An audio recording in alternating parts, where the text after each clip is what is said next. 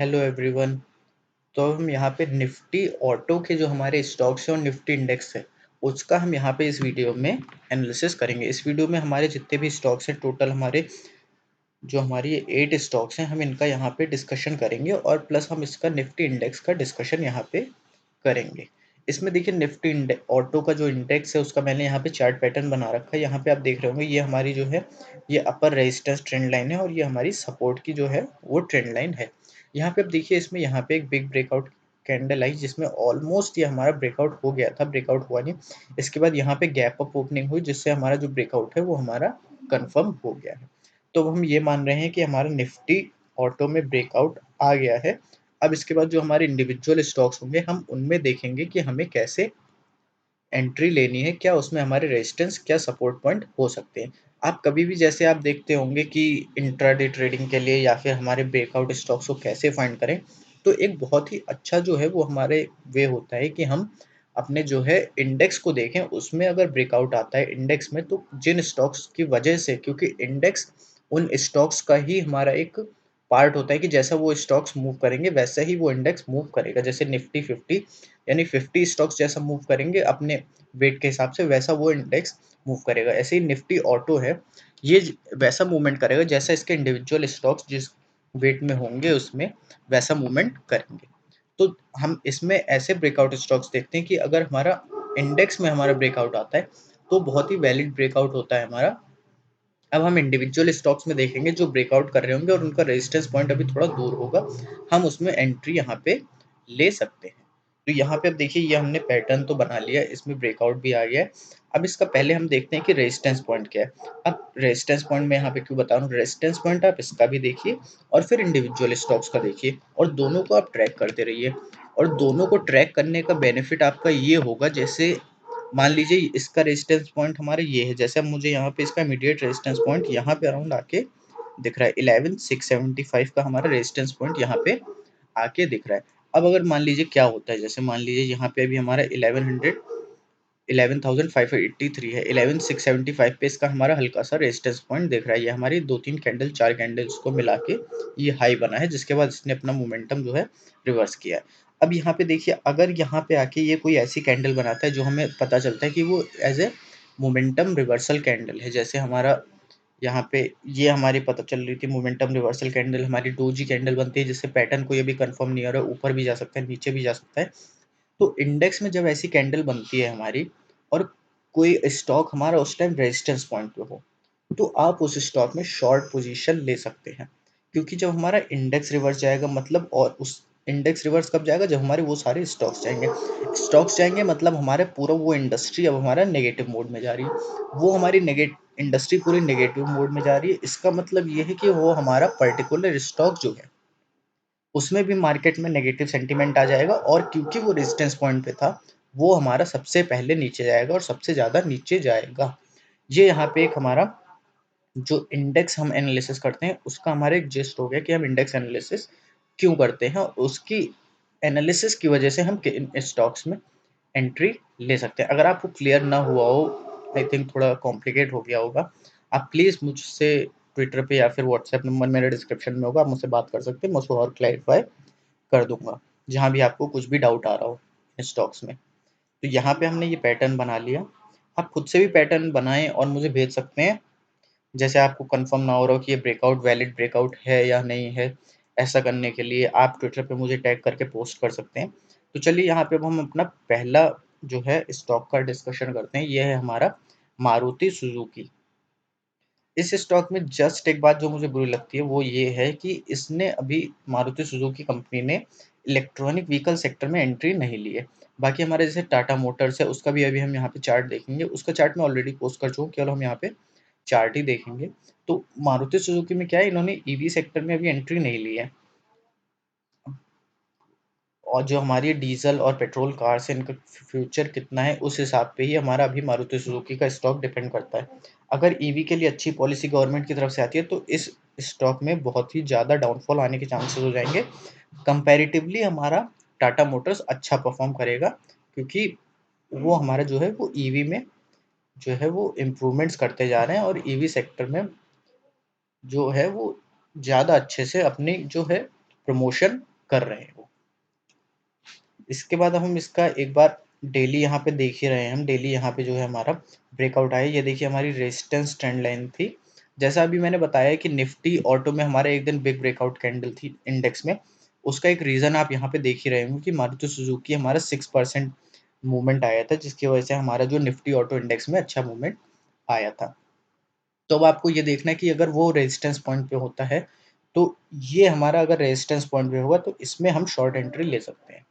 या अगर ये हमारा कहीं रेजिस्टेंस पॉइंट पे जाके रुक जाता है और कोई ऐसी कैंडल दिखाता है, रिवर्सल कैंडल का मतलब मेरा यहाँ पे क्या है, जैसे देखिए ये यहाँ पे हमारी एक रिवर्सल कैंडल है। यहाँ पे मैं आपको इसको थोड़ा बड़ा करके दिखाता हूँ। मैं इस पर्टिकुलर कैंडल की यहाँ पे बात कर रहा हूँ। देखिए कैंडल को एनालिसिस करना, यहाँ पे देखिए प्राइस ओपन हुआ, प्राइस ऊपर गया हमारे यहाँ तक आया, फिर यहाँ से प्राइस दोबारा नीचे आ गया, विच शोज कि हमारा यहाँ पे जो है वो अब नेगेटिव मूवमेंट स्टॉक में स्टार्ट होगा। देखिए नेक्स्ट डे हमारे यहाँ पे 5% का इस स्टॉक में डाउनफॉल आया। यहाँ पे देखिए यहाँ पे भी हमारा प्राइस ऊपर गया, उसके बाद नीचे आया, ड्यूरिंग द डे ऊपर गया, मतलब लोगों ने यहाँ ऊपर जो ऊपरी लेवल हैं उन पे लोगों ने सेलिंग पॉइंट हमारा सेलिंग जो है हमारी वो स्टार्ट कर दी है, जिसकी वजह से हमारा जो प्राइस है वो नीचे आ गया है। अब यहाँ पे नेक्स्ट डे हमारा हम देख रहे हैं कि यहाँ पे एक हमारी 4.5% के करीब के अराउंड रेड कैंडल यहाँ पे बनी है हमारी, और 4.5% एफ ट्रेडिंग में हमारा बहुत ही ज़्यादा प्रॉफिटेबल डे हो सकता है। इसको आपको एनालिसिस करते करते सेम डे पे ही एंट्री लेनी चाहिए, ताकि जो भी हमारी गैप डाउन ओपनिंग होती है हम उसको एंजॉय कर सकें। तो यहाँ पे अभी हम केवल इसका स्टॉक ही डिस्कस कर रहे हैं, ये अभी हम कोई स्ट्रेटजी और कुछ वो डिस्कस नहीं कर रहे हैं कैसे आपको एंट्री लेनी है, बस जस्ट मैं आपको यहाँ पे बता रहा हूँ। तो अब देखिए यहाँ पे जो हमारा इसका इमीडिएट रेजिस्टेंस पॉइंट जो मुझे यहाँ पे दिख रहा है, वो देखिए यही आपको दिख रहा हो कि यहाँ पे कहीं हमारा जो ट्रेंड रिवर्सल हुआ है, वहीं पे हमें अपना पहला जो है वो रेजिस्टेंस पॉइंट दिखेगा। तो 8800 के आसपास मुझे यहाँ पे दिख रहा है। ये देखिए ये कैंडल, यहाँ पे 3-4 कैंडल है, सब मिलके यहाँ पे हमारा इसका रिवर्सल पॉइंट दिख रहा है। तो ये हमारा करीब अगर 1 से 1.5% हमारा मूवमेंट और दिखाता है, तो ये 8500 के आसपास जा सकता है, थोड़ा और ऊपर, यानी 3-4% हम मान सकते हो अराउंड अराउंड, या भी स्टॉक हमारा ऊपर जा सकता है। अगर हमारे बाकी के स्टॉक्स और हमारा सेक्टर पॉजिटिव सेंटीमेंट देता है, तो इसमें बहुत ही एक अच्छा एंट्री पॉइंट जो है वो हमारे लिए बन रहा है। बट यहाँ पे क्या है, जैसा आपने निफ्टी 50 के स्टॉक्स में देखा होगा, उसमें जो है वो हमारे स्टॉक्स कुछ जो है वो हमारे ब्रेकआउट के बाद हल्का सा रिट्रेसमेंट जरूर दिखाते हैं। इसने भी दिखाया, लेकिन इसने भी उतना ज़्यादा रिट्रेसमेंट दिखाया नहीं है। देखिए यहाँ पे ये गैप अप ओपनिंग हुई, उसके बाद नीचे आया प्राइस, यहाँ पे लोगों ने बाइंग स्टार्ट कर दी। तो अभी हम इसमें अगर एंट्री आप लेना चाहते हैं तो अभी ले सकते हैं इसमें एंट्री, क्योंकि यहाँ पे इसका जो अब एक सपोर्ट जोन है हमारा, वो ये बन रहा है हमारा एक हल्का सा सपोर्ट जोन। ये देखिए यहाँ पे जो मैंने लगाया है, एक ये कैंडल है हमारी, और यहाँ पे ये हमारी और कैंडल्स हैं, जिसमें यहाँ पे अब हम मान सकते हैं कि हमारे एक सपोर्ट जोन बनने के चांसेस थोड़े बढ़ जाते हैं। लेकिन सपोर्ट जोन कब बनेगा, ये सपोर्ट जोन की प्राइस हमारी देखिए 8367, जबकि हमारी जो अभी क्लोज प्राइस है वो 8363 है। इसके ऊपर हमारा चला जाता है अलॉन्ग विद गुड वॉल्यूम, तो हम मान सकते हैं कि यहाँ पे जो ये है ये अब हमारा ऐसे जो है सपोर्ट का काम हमारा यहाँ पे करेगा, और हमारा जो रेजिस्टेंस या टारगेट पॉइंट हो सकता है इसमें शॉर्ट टर्म के लिए हमारा वीकली टू फोर्टनाइट हम मान सकते हैं, वो हमारे यहाँ पे 8800 ही आएगा।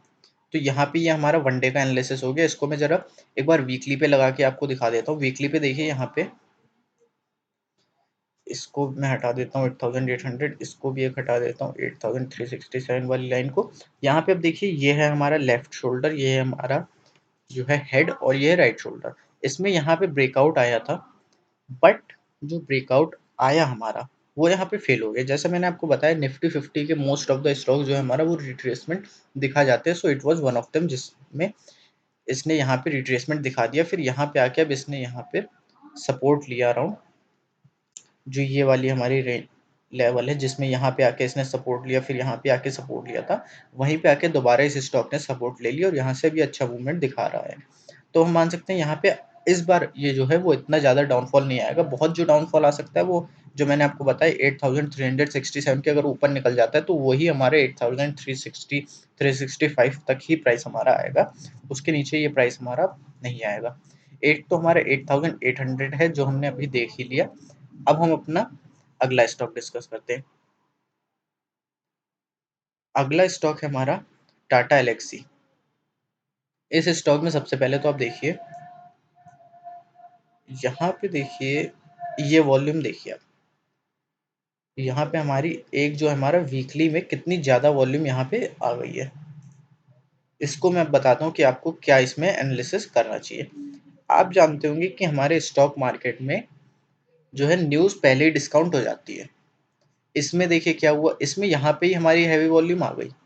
तो प्राइस हमारा तब कितना था, अराउंड यहाँ पे हमारा प्राइस था 2526 के आसपास, हमारा 2500-2600 का प्राइस था, जिसमें यहाँ पे बहुत ही ज़्यादा लोगों ने एंट्री ले ली। अब बहुत ही ज़्यादा लोगों ने एंट्री ले ली, ये मुझे बताने की जरूरत नहीं कि किन लोगों ने एंट्री ले ली, वो आप समझ गए होंगे कि उन लोगों ने एंट्री यहाँ पे ले ली।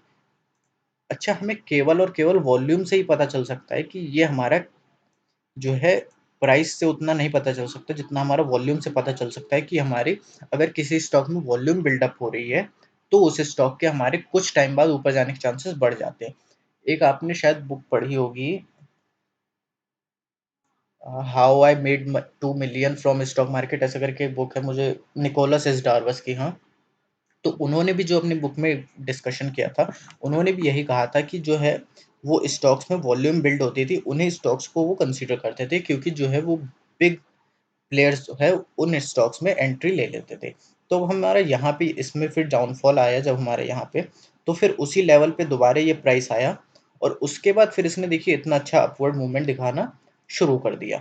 अब ये जो है, अब मैं इस स्टॉक में अभी एंट्री लेने के लिए नहीं कह सकता, क्योंकि इस स्टॉक में ऑलरेडी जो है मल्टी बैगर वाला वो एंट्री पॉइंट इस स्टॉक्स में आ चुका है।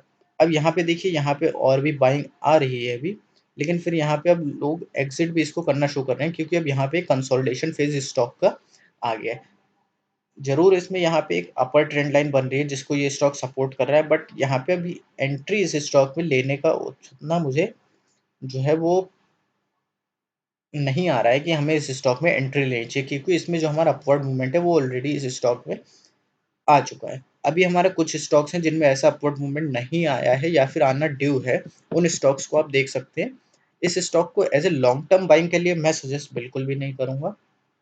बाकी मार्केट में आप खुद भी ट्रेड करते हैं, आप खुद से भी और अपने डिसीजंस ले सकते हैं। मैं कुल मिला के इस स्टॉक में लॉन्ग टर्म के लिए ज़्यादा बाइंग इस स्टॉक में कंसीडर नहीं करूंगा। शॉर्ट टर्म के लिए हाँ, इस ट्रेंड लाइन के पास अगर इस जो हमारी ये सपोर्ट रेंज है इसके पास प्राइस आता है तो आप इस स्टॉक में एंट्री ले सकते हैं शॉर्ट टर्म के लिए। और फिर आपको इसमें अपने टारगेट, जैसे हम देख सकते हैं कि प्रीवियस जो हमारे रेजिस्टेंस पॉइंट हो उनको ध्यान में रखते हुए आप अपने इस स्टॉक में टारगेट जो है वो लगा सकते हैं। इसके बाद हम अपना अगला पैटर्न डिस्कस करते हैं, अगला चार्ट पैटर्न। ये हमारा आयशर मोटर्स का वन डे का चार्ट है। इसमें जो मैं आपको एक चीज बता रहा हूँ, ये देखिए, सबसे पहले तो इसका चार्ट पैटर्न देखिए आप, यहाँ पे ये हमारा डाउनफॉल आया। इसमें देखिए इन स्टॉक्स में कितना डाउनफॉल आ रहा है, और देखिए उस स्टॉक में कितना डाउनफॉल आया था हमारा, 2021 के ही आसपास का वो भी था। देखिए यहाँ पे 2021 में दोबारा दिखा दे रहा हूँ। ओके, ऑफिस हाँ, यहाँ पे देखिए, ये था हमारा 2021, जिसमें यहाँ पे जब हैवी वॉल्यूम आई तो प्राइस हमारा 2500 के आसपास था, और जब ये नीचे आया तो भी यहाँ पे भी ये 2500 के ही आसपास था। अब इस स्टॉक में देखिए, इसमें ये 21,000 पे अराउंड ट्रेड करता था, बट इस स्टॉक में यहाँ पे अब देखिए, यहाँ 2021 में ये अराउंड हमारा प्राइस था 3000 के आसपास, और जब ये नीचे गया तो ये हमारा अराउंड 20% के आसपास हमारा ये स्टॉक नीचे चला गया था। और जबकि वो स्टॉक हमारा केवल उसी लेवल पे जिसमें एंट्री पॉइंट हुई थी, केवल उसी पे हमारे ये स्टॉक जो है वो हमारा नीचे गया था, जबकि हमारा आइसर मोटर का चार्ट बहुत ही 20% जितना नीचे चला गया था। तो ये होता है, अगर बिग प्लेयर्स हमारे स्टॉक पे एंट्री लेते हैं तो उसका मूवमेंट भी आप ऐसे जो है वो एनालाइज कर सकते हैं। अब यहाँ पे देखते हैं हमारा इसमें क्या है। इसमें देखिए हमारी एक तो पहले ये वाली ट्रेंड लाइन है, ये जो नीचे वाली ट्रेंड लाइन है इसको आप देखिए, ये वाली जो हमारी ट्रेंड लाइन है इसको देखिए आप, यहाँ पे एक ब्रेकआउट कैंडल ये हमारी बनी, अराउंड 5.8% की हमारी जो है बिग ब्रेकआउट कैंडल बनी। अब इसके बाद यहाँ पे देखिए इसमें हल्का सा अपवर्ड मूवमेंट आया, गैप अप ओपनिंग हुई और यहाँ पे जो है वो अपवर्ड मूवमेंट आया, लेकिन प्राइस यहाँ पे ये जो हमारी अब ऊपर वाली ट्रेंड लाइन को आप देखिए, ऊपर वाली ट्रेंड लाइन यहाँ पे 1 पॉइंट, 2 पॉइंट और ये तीसरा पॉइंट अब यहाँ पे हमारा आके बन रहा है। तो हमारी ये देखिए अब तीसरे पॉइंट पे आके प्राइस ने हमारा तुरंत इसको टच किया और यहाँ से रिवर्सल दिखा दी, यहाँ यानी कि यहाँ पे लोगों ने अब इसमें प्रॉफिट बुकिंग जो है हमारी इस स्टॉक में स्टार्ट कर दी है। तो अगले दिन अब मैं मान सकता हूँ कि मंडे या फिर हमारा जो नेक्स्ट वीक है उसमें इस स्टॉक में हल्का सा रिट्रेसमेंट आने के चांसेस हमारे हैं। ये और थोड़ा नीचे आ सकता है लेकिन इस ट्रेंड लाइन के नीचे नहीं आना चाहिए, क्योंकि हमारे ये ब्रेकआउट हो गया है और यहाँ पे ये अब हमारा जो है ये वाली कैंडल, इस कैंडल तक ही हमारा प्राइस आ सकता है। और यहाँ पे हमारी इन दो कैंडल्स को बना के, इन दो कैंडल्स के हाई को भी देखते हुए हम यहाँ पे एक अपना जो है 2820 के आसपास का इस स्टॉक में हम अपना एंट्री पॉइंट 2820 2825 का एंट्री पॉइंट मैं इसलिए कह रहा हूँ क्योंकि मुझे लग रहा है कि ये हमारा जो स्टॉक है वो यहाँ पे हल्का सा रिट्रेसमेंट दिखा सकता है और ये इस लेवल तक आ सकता है। इसके बाद हमारा ये स्टॉक दोबारा अच्छा मूवमेंट दिखाएगा अगर जो हमारा निफ्टी ऑटो का इंडेक्स है वो वहां से जो मैंने बताया था कि अपने रेजिस्टेंस लेवल को पार कर जाता है। अगर वहां पे वो रेजिस्टेंस लेवल को पार नहीं कर पाता है तो ये और नीचे आ जाएगा और ये जो हमारी ये वाली ट्रेंड लाइन है इस ट्रेंड लाइन को भी यहाँ पे ब्रेक डाउन करके और नीचे आएगा। ये हो गया हमारा इसमें एनालिसिस। अगला चार्ट हम यहाँ पे अब देखते हैं, महिंद्रा एंड महिंद्रा। जी हाँ, ये आ गया हमारा चार्ट पैटर्न। यहाँ पे अब देखिए ये है एक तो हमारा इसमें सबसे पहले यहाँ पे हम देख लेते हैं कम्प्लीटली हमारा चार्ट कैसा मूवमेंट शो कर रहा है। अब हम यहाँ पे इसको देखते हैं। देखिए ये हमारे यहाँ पे बना रेजिस्टेंस पॉइंट, इसके बाद यहाँ पे ऑलरेडी ये हमारा सपोर्ट पॉइंट चल ही रहा था। अब यहाँ पे देखिए फिर हम 2021 में आए, इस स्टॉक में क्या हुआ, इस स्टॉक में यहाँ पे अराउंड डाउनफॉल आना शुरू हुआ था। यहाँ पे प्राइस ये ट्रेड कर रहा था 840, ये हमारा नीचे आ गया 740, 100 रुपीज़ का डाउनफॉल आया, अराउंड 10% का, 10-12% का हमारा इसमें डाउनफॉल आया, जबकि टाटा एलेक्सी में इतना नहीं आया था। तो अब यहाँ पे फिर इसने अपवर्ड मूवमेंट दिखाई, यहाँ पे अच्छा ये रिवर्सल हुआ क्योंकि ये हमारा ऑलरेडी यहाँ पे हम देख चुके हैं कि ये हमारा सपोर्ट पॉइंट था। अब यहाँ पे इसने अच्छा मूवमेंट यहाँ दिखाना शुरू कर दिया और ये हमारा भी एक रेजिस्टेंस पॉइंट बन रहा है। अब यहाँ पे देखिए ये एक हमारा रेजिस्टेंस पॉइंट बन गया था, एक हमारा ये रेजिस्टेंस पॉइंट बन गया, फिर यहाँ पे रेजिस्टेंस पॉइंट बन गया। अब प्राइस यहाँ पे आ गया, देखिए प्राइस यहाँ पे आया, फिर यहाँ पे आपने ये कैंडल देखी, ये कैंडल आपने देखी, इससे आपने क्या कंक्लूजन निकाली, ये कंक्लूजन निकाला कि प्राइस हमारे यहाँ पे गया लेकिन यहाँ से लोगों ने प्रॉफिट बुकिंग शो कर दी और जो हमारे डे ओपनिंग है उससे नीचे आके हमारे जो है प्राइस ने यहाँ पे क्लोजिंग दी है। तो हमें अगर यहाँ पे हम एंट्री ले लेते हैं इसी दिन में तो हम जो है नेक्स्ट डे ये 3% का जो हमारा डाउनफॉल है इसको एंजॉय कर सकते हैं। उसके नेक्स्ट डे भी यहाँ पे 2.5% का डाउनफॉल आया, हम उसको भी एंजॉय कर सकते हैं। ये हमारी होती है एक option trading strategy on the basis of candle analysis. ये हो गया हमारा। अब यहाँ पे हम इसका थोड़ा सा अपना जो है सपोर्ट और रेजिस्टेंस पॉइंट यहाँ पे डिस्कस कर लेते हैं कि ये हमारा कैसा मूवमेंट यहाँ पे दिखाएगा। ये भी देखिए हमारा 4.5% के अराउंड इस दिन था जिस दिन हमारा निफ्टी ऑटो में अच्छी कैंडल बनी थी, 4.5% का इसने भी अच्छा मूवमेंट दिखाया था। अगले दिन भी दिखाई इसने, देखिए 4.5% का यहाँ पे भी इसने दिखाया। इसमें देखिए अब जो मेन इशू मुझे लग रहा है कि है, यहाँ पे देखिए ऑल टाइम हाई जो है वो एक बार मैं वीकली चार्ट पे भी इसका लगा के आपको दिखा देता हूँ। ऑल टाइम हाई ये देखिए, अब आपको यहाँ पे क्लियरली दिख रहा हो कि ऑल टाइम हाई इस स्टॉक में हमारा ब्रेक हो गया है। तो ये एक बहुत ही अच्छा जो है हमारा वो एक ब्रेकआउट आ गया है on the basis of closing price, हमारे इसमें एक ऑल टाइम हाई ब्रेकआउट आ गया है। अब इसमें यहाँ पे ब्रेकआउट आ गया तो अगर हमारा निफ्टी जो है मार्केट सेंटीमेंट नेगेटिव होते हैं और रिट्रेसमेंट आता है तो हम मान सकते हैं कि हमारा जो रिट्रेसमेंट पॉइंट है वो 1060 के आसपास ये स्टॉक हल्का सा एक बाइंग लेवल हमें दे सकता है। लेकिन मैं अज्यूम कर रहा हूँ कि इतना ये स्टॉक अभी अगर नहीं आएगा, थोड़ा सा ऊपर जाएगा उसके बाद रिवर्सल दिखाएगा। मैं थोड़ा सा होप कर रहा हूँ कि अराउंड अराउंड 1100 के आसपास जाके तब वहां से ये रिवर्सल दिखाने के चांसेस स्टॉक्स में हैं।